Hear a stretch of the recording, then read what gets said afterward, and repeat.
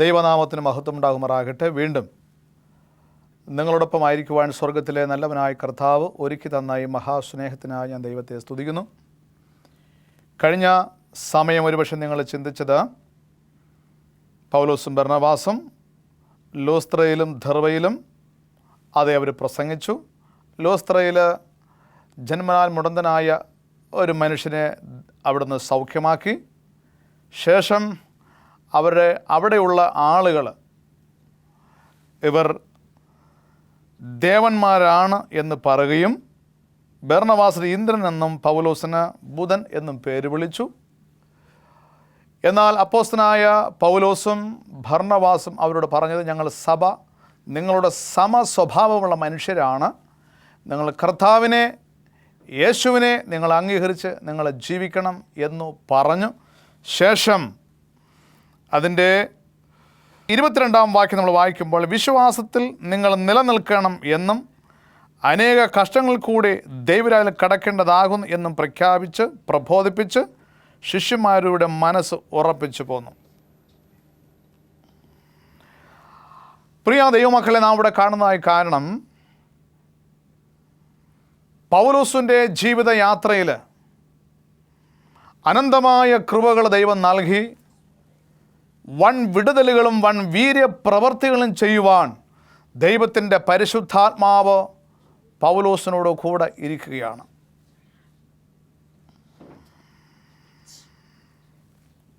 ഇനി അടുത്ത ഭാഗം നമ്മൾ ചിന്തിക്കാൻ പോകുന്നത് അപ്പോസ്തല പ്രവൃത്തികളിൽ 15-ാം അധ്യായം അതിൻ്റെ 35-ാം വാക്യത്തിലേക്ക് നിങ്ങളുടെ ശ്രദ്ധ ക്ഷണിക്കുകയാണ്. കുറേ നാൾ കഴിഞ്ഞിട്ട് പൗലോസ് ബർന്നബാസിനോട്, നാം കർത്താവിൻ്റെ വചനം അറിയിച്ച പട്ടണം തോറും പിന്നെയും ചെന്ന് സഹോദരന്മാർ എങ്ങനെ ഇരിക്കുന്നു എന്ന് നോക്കുക എന്ന് പറഞ്ഞു. മർക്കോസ് എന്ന യോഹന്നാനെയും കൂട്ടിക്കൊണ്ട് പോകുവാൻ ബർന്നബാസ് ഇച്ഛിച്ചു. Praise the Lord. ഇവിടെ ആരംഭിക്കുന്നത് പൗലോസിൻ്റെ 2ാം മിഷണറി യാത്രയിലാണ്. താൻ നേരത്തെ തുടങ്ങി വെച്ചതായ സഭകളിൽ വീണ്ടും അവിടെ സുഖമായിരിക്കുന്ന കാര്യങ്ങളും സഭകൾ നടക്കുന്നോ ഇല്ലയോ എന്ന് അറിയാനുള്ളതായ ആ വലിയ തിടുക്കം, സംഭവബഹുലമായ ആ തീരുമാനം ബർന്നബാസിനെയും യോഹന്നാനെയും അറിയിക്കുകയാണ്. വാസ്തവം നമ്മളൊരു കാര്യം ചിന്തിച്ച് നോക്കണം. കഴിഞ്ഞ നാളുകളിൽ പൗലോസ്, ബർന്നബാസ്, തൻ്റെ കൂടെയായിരുന്ന ശിഷ്യന്മാർ ചോര നീരാക്കി മരണത്തെ മുന്നിൽ കണ്ടുകൊണ്ട് എവിടെല്ലാം സഭകൾ സ്ഥാപിച്ചുവോ എവിടെല്ലാം പോയിരുന്നുവോ അവിടെല്ലാം സഭകളെ സ്ഥാപിച്ച് ഉറപ്പിച്ച് ഇനി വീണ്ടും ഒന്നുകൂടെ ആ സഭകളിലെ കുറവുകൾ നികത്തുവാൻ, അവിടെയുള്ള ആത്മാക്കൾ പരിശുദ്ധാത്മാവിൽ ആരാധിക്കുന്നു എന്നറിയുവാനായിട്ട് ബർന്നബാസിനെ അവിടെ അയക്കുവാൻ പോവുകയാണ്. എന്നാൽ പ്രിയ ദൈവത്തിൻ്റെ മക്കളെ, ഒരു കാര്യം നാം ചിന്തിക്കുമ്പോൾ, ഇവിടെ ബർന്നബാസുമായി പോകുവാൻ തീരുമാനിച്ചപ്പോൾ പൗലോസ് ചില കാര്യങ്ങൾ തീരുമാനമെടുക്കുവാൻ അവിടെ ആയിരുന്നു. ആ തീരുമാനം ഇങ്ങനെയാണ്. അവിടെ ചില വാക്കുകളുണ്ടായി. വാക്കുകളുണ്ടാകാനുള്ള കാരണം, മർക്കോസ് എന്ന യോഹന്നാനെയും കൂട്ടിക്കൊണ്ട് പോകുവാൻ ബർന്നബാസ് ഇച്ഛിച്ചു. പക്ഷേ പൗലോസ് അവിടെ ചരിത്രഭാഗങ്ങൾ ചിന്തിക്കുമ്പോൾ അവനെ കൊണ്ടുപോകാൻ ഇഷ്ടപ്പെട്ടില്ലായിരുന്നു. ഒരു നിർണായക ഘട്ടത്തിൽ എവരെ വിട്ട് പോയ വ്യക്തിയാണ് യോഹന്നാൻ. പിന്നെ അദ്ദേഹം കൂട്ടി എന്തിനു പോകുന്നു എന്ന് പറഞ്ഞുകൊണ്ട് ഒരു വാഗ്വാദം അവിടെ ഉണ്ടാകുന്നു. ആ വാഗ്വാദത്തിൽ പിന്നെ ഈ ബർന്നബാസും ശൗലും ഒരുമിച്ച് കുടിതായിട്ട് പിന്നെയുള്ള വേദപുസ്തകവാഹങ്ങളിൽ കാണുവാൻ സാധിക്കുന്നില്ല. എന്തു തന്നെ ആയിരുന്നാലും ബർന്നബാസ് യോഹന്നാനൻ കൂട്ടി കഴിഞ്ഞ സുവിശേഷ ആ വേളയിൽ എവിടെല്ലാം സഭകൾ സ്ഥാപിച്ചോ അവിടേക്ക് പോകാനിടയായി. ഈ സമയത്ത് ശൗല് രോഗത്തിൻ്റെ അവസ്ഥയിൽ കൂടി കടന്നു പോവുകയാണ്. ഈ പോകുന്ന സമയത്ത് താൻ ഒറ്റയ്ക്കായിപ്പോയാൽ പറ്റത്തില്ലല്ലോ എന്ന് വളരെ ചിന്തകളുണ്ടായിരുന്നു. എങ്കിലും ഒരു യൗവനക്കാരനായൊരു വ്യക്തി കൂടെ ഉണ്ടായിരുന്നെങ്കിൽ കൊള്ളാമല്ലോ എന്നുകൂടെ ചിന്തിച്ചതിന് ശേഷം ഇപ്പോൾ ഇവിടെ അതിൻ്റെ 15-ാം അധ്യായം അതിൻ്റെ 39-ാം വാക്യം വായിക്കുമ്പോൾ പൗലോസോ ശീലാസിനെ തിരഞ്ഞെടുത്തു, സഹോദരന്മാരാൽ കർത്താവിൻ്റെ കൃപയിൽ അത് ഭരമേൽപ്പിക്കപ്പെട്ടു. പൗലോസ് പിന്നെ തിരഞ്ഞെടുക്കുന്നത് ശീലാസുമായിട്ടാണ്. സ്തോത്രം. അങ്ങനെ ശീലാസുമായി തിരഞ്ഞെടുത്ത് അവർ ദൈവത്തിൻ്റെ വേലയിലൂടെ യാത്ര പുറപ്പെടുവാൻ തീരുമാനിച്ചു. 40-ാം വാക്യം, യാത്ര പുറപ്പെട്ടു സുറിയ കിൽക്കിയ നഗരങ്ങൾ കൂടി സഞ്ചരിച്ചു സഭകളെ ഉറപ്പിച്ചു പോന്നു. സ്തോത്രം.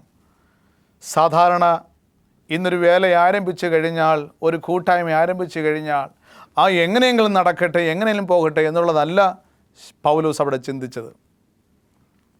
ക്രിസ്തുവിൻ്റെ വരവരെയും ആ സഭ നിലനിൽക്കണം, അവിടുത്തെ കുറവുകൾ നികത്തണം, അവിടെ ആത്മീകമായ പ്രബോധനം, ആത്മീക പ്രചോദനം, പരിശുദ്ധാത്മാഭിഷേകത്തിൻ്റെ ആരാധന അവിടെ ഉണ്ടാകണമെന്ന് പൗലോസ് നിർബന്ധമായിരുന്നു.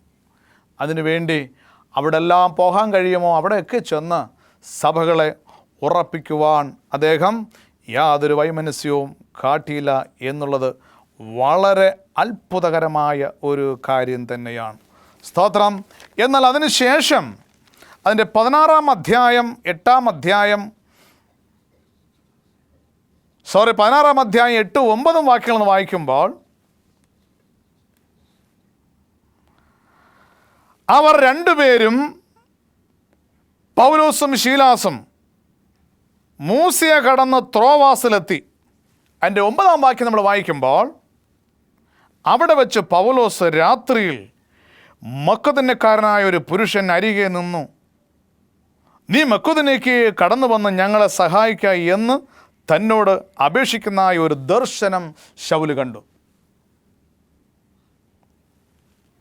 ആ ദർശനം കണ്ടുകൊണ്ട് അവർ യാത്രയിലാണ്. എൻ്റെ 10-ാം വാക്യം നമ്മൾ വായിക്കുമ്പോൾ ഈ ദർശനം കണ്ടിട്ട് അവരോട് സുവിശേഷം അറിയിക്കുവാൻ ദൈവം ഞങ്ങളെ അയച്ചിരിക്കുന്നു എന്ന് നിശ്ചയിച്ചു ഞങ്ങൾ ഉടനെ മക്കദോന്യയ്ക്ക് പുറപ്പെടുവാൻ ശ്രമിച്ചു. അങ്ങനെ ഒരു മക്കദോന്യയിലേക്കുള്ള യാത്രയിലാണ്. അങ്ങനെ മക്കദോന്യയിലുള്ള യാത്രയിൽ പൗലോസും ശീലാസും ആ യാത്ര സ്വയം സ്വീകരിച്ച് ആ ദർശനത്തെ മാത്രം നോക്കിക്കണ്ട് അവരിപ്പോൾ യാത്രയിലാണ്. അവിടെ ഒരു പ്രത്യേകമായൊരു കാര്യം ചിന്തിക്കുമ്പോൾ അതിൻ്റെ 16-ാം വാക്യത്തിലേക്ക് നമ്മുടെ ശ്രദ്ധ ശ്രമിക്കുമ്പോൾ ഞങ്ങൾ പ്രാർത്ഥനാ സ്ഥലത്തേക്ക് ചെല്ലുമ്പോൾ ഇതിൻ്റെ ഈ 16-ാം വാക്യം വായിക്കുന്ന മുമ്പായിട്ട് തന്നെ വേറൊരു പ്രത്യേകമായൊരു കാര്യമുണ്ട്. അതിൻ്റെ 12-ാം വാക്യത്തിലേക്ക് നിങ്ങളുടെ ശ്രദ്ധ ക്ഷണിക്കുകയാണ്. ഇത് മക്കദോന്യയുടെ ആ ഭാഗത്തെ ഒരു പ്രധാന പട്ടണവും റോമാക്കാർ കുടിയേറി പാർത്തതുമാകുന്നു. ആ പട്ടണത്തിൽ ഞങ്ങൾ ചില ദിവസം പാർത്തു. മക്കദോന്യയിൽ വന്നു, ചില ദിവസങ്ങൾ അവിടെ അവർ പാർക്കുകയാണ്. എവിടെയൊക്കെ അവർ വരുവാൻ കഴിയുമോ അവിടെ 1-2 ദിവസം അവർ താമസിക്കും. കാരണങ്ങളുണ്ട്. ചില സമ്പൂർണ്ണമായ കാര്യങ്ങൾ അവർക്ക് തീരുമാനമെടുക്കണം. അതിലൂടെ ചില നേട്ടങ്ങൾ കൈവരിക്കാൻ വേണ്ടി, ചില ആലോചനയ്ക്ക് വേണ്ടിയും പ്രാർത്ഥനയ്ക്ക് വേണ്ടിയും ദൈവിക നിയോഗത്തിന് വേണ്ടി അവരവിടെ അല്പദിവസം താങ്ങുന്നത് അവിടെ ജീവിതത്തിൽ പതിവുകളായിരുന്നു. സ്തോത്രം. ലക്ഷ്യം ഒന്ന് മാത്രമാണ്, യേശുവിൻ്റെ സുവിശേഷം അറിയിക്കുക.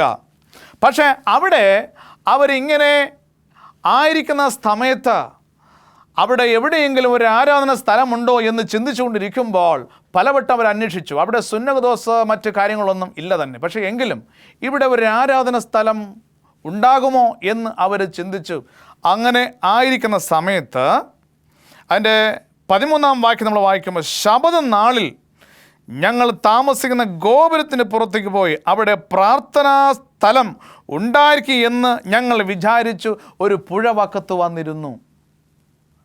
പ്രാർത്ഥനയ്ക്കായി ഈ ദേശത്ത് ഇവിടെ എവിടെയെങ്കിലും ഒരു ആരാധനാലയം ഉണ്ടുവെങ്കിൽ അവിടെ ഒരു പുഴയുണ്ട്. ആ പുഴ വക്കത്ത് അവർ കുളിക്കുവാനും നനയ്ക്കുവാനും മറ്റെന്തോ ചില കാര്യങ്ങൾക്ക് വേണ്ടി വരും എന്ന് അവർക്ക് നല്ലവണ്ണം അറിയാം. വിശുദ്ധീകരണം പ്രാപിക്കുവാൻ അവിടെ വരുമെന്ന് ശൗലിനും ശീലാസിനും അറിയാമായിരുന്നു.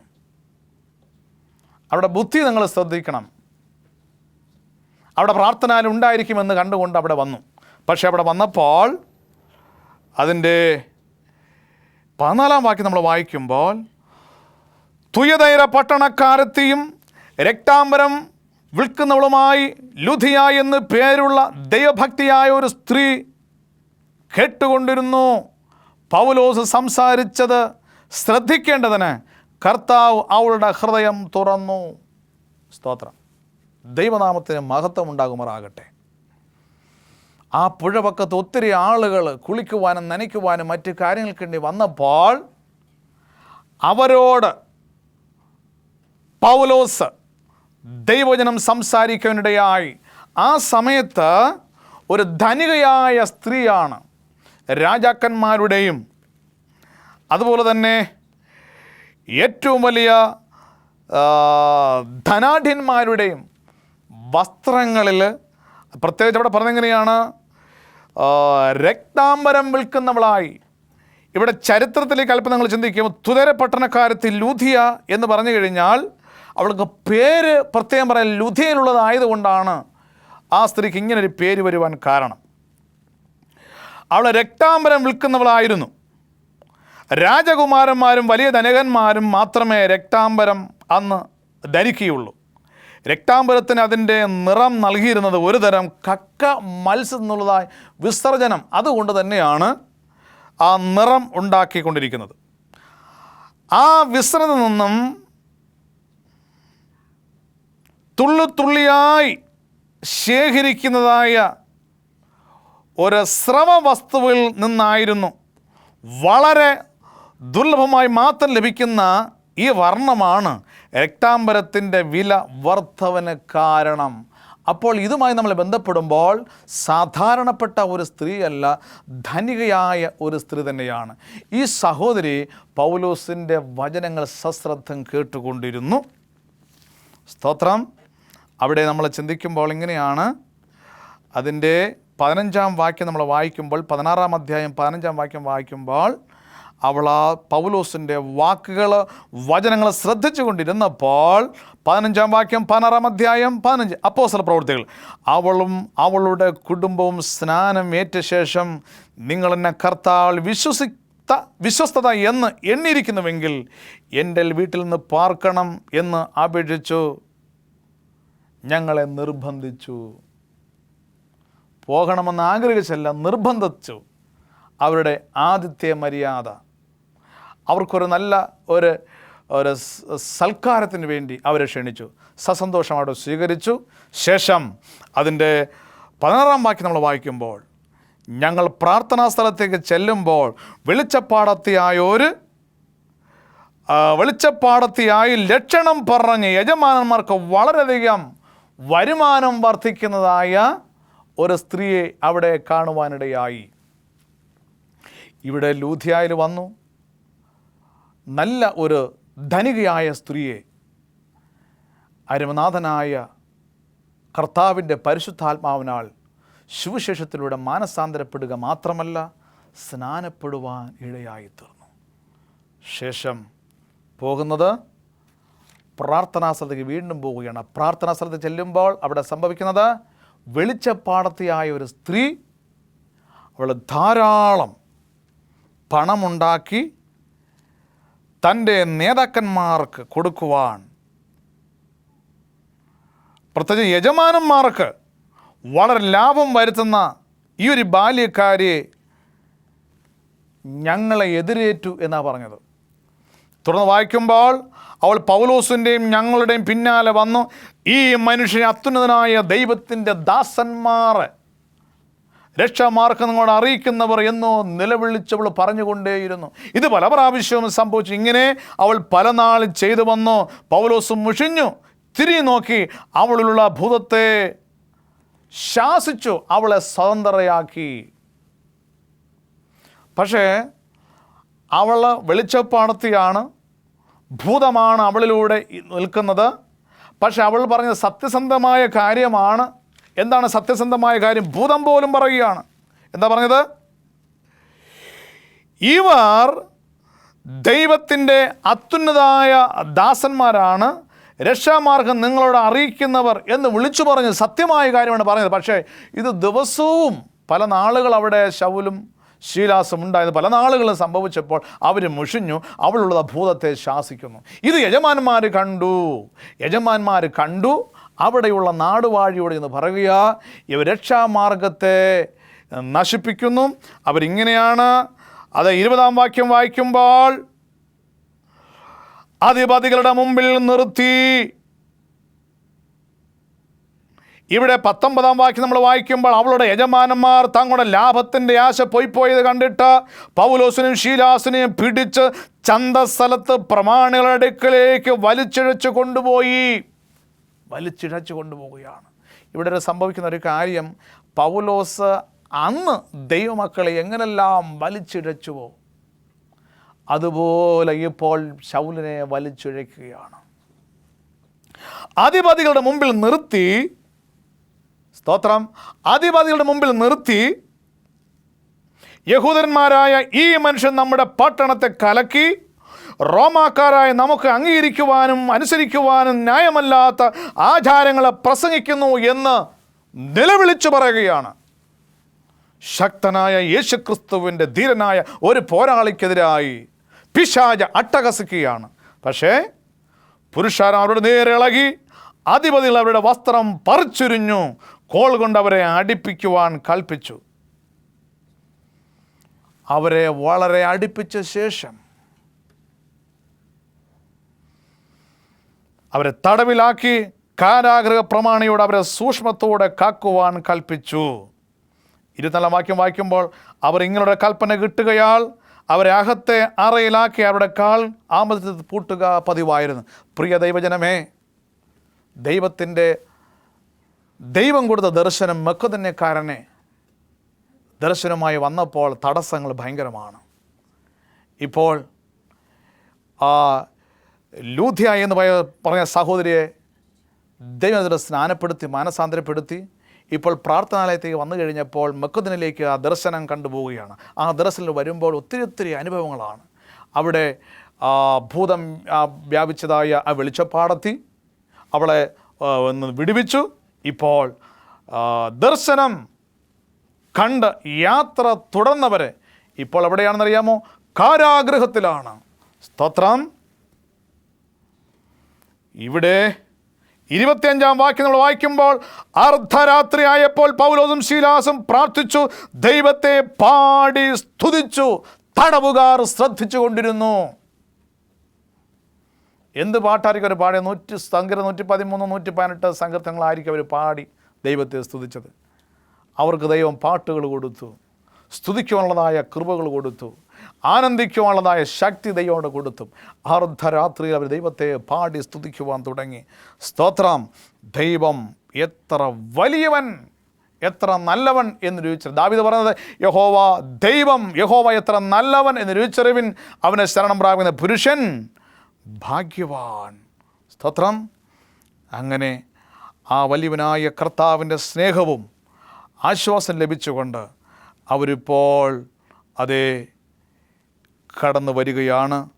ദൈവത്തിൻ്റെ ശക്തി അവർ നല്ലവണ്ണം രുചിച്ചറിയുകയാണ്. നമുക്ക് വീണ്ടും വായിക്കുമ്പോൾ,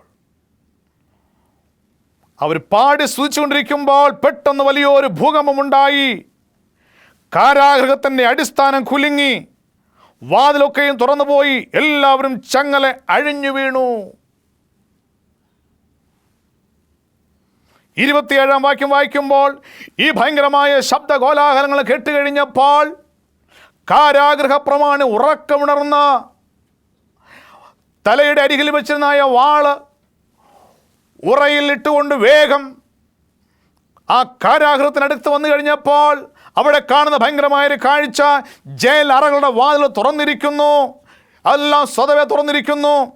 അതെ, ഇവിടെയുള്ളതായ പിടിക്കപ്പെട്ടവരായ ഈ ശൗലും ശീലാസും അത് രക്ഷപ്പെട്ടിരിക്കുന്നു എന്ന് ഓർത്തുകൊണ്ട് ആ രാത്രിയിൽ തന്നെ ആ വാൾ സ്വന്തം ശരീരത്തിലേക്ക് കുത്തി ആത്മഹത്യയും ശ്രമിച്ചപ്പോൾ ശൗല് പറയുന്നു, അരുതരുതരുത്, ഞങ്ങൾ ഇവിടെ തന്നെയുണ്ട്, നിനക്കൊരു ദോഷം ചെയ്യരുത്. കാരാഗൃഹ പ്രമാണി അത് ചെയ്യുവാനുള്ള കാരണം, നാളെ നേരം പ്രഭാതമാകുമ്പോൾ ഇവിടെ പിടിക്കപ്പെട്ടതായ ഈ കാരാഗൃഹത്തിലായിരിക്കുന്നതായ ഈ വ്യക്തിയിൽ ഇവിടെ നിന്ന് രക്ഷപ്പെട്ടു എന്ന് അറിഞ്ഞു കഴിഞ്ഞാൽ തന്നെ ന്യായം വിസ്തരിക്കുകയും തന്നെ കാരാഗൃഹത്തിൽ അടയ്ക്കുകയും ചെയ്യുമെന്ന ഭയം ഉണ്ട്. സ്വയം ആത്മഹത്യ ശ്രമിച്ചപ്പോൾ ശൗൽ, അരുതരുത്, ഞങ്ങൾ ഇവിടെ തന്നെ ഉണ്ടല്ലോ. അത്യുഗ്രഹമായ ഈ സ്ഫോടക ശക്തിയിലൂടെ കണ്ടു കഴിഞ്ഞപ്പോൾ, സ്തോത്രം, ഇവിടെ കാരാഗൃഹ പ്രമാണി അതിൻ്റെ 30-ാം വാക്യം നമ്മൾ വായിക്കുമ്പോൾ അവരെ പുറത്തു കൊണ്ടുവന്നു.